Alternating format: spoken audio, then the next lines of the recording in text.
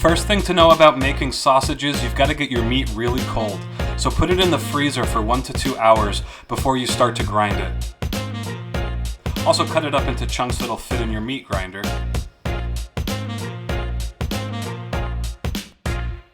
You want your sausage mix to be about 30% fat.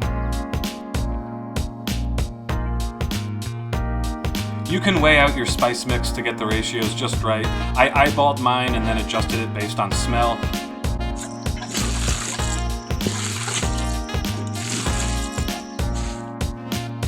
You can buy a ton of casings and freeze whatever you don't use for future sausages. You'll have to soak them in warm water first. That'll open them up enough to get around the nipple of the sausage machine.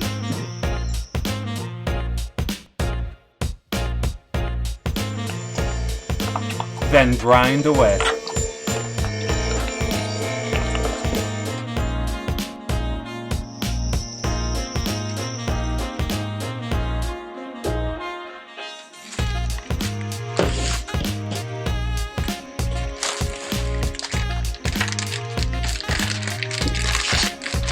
And enjoy a freezer full of fresh sausages.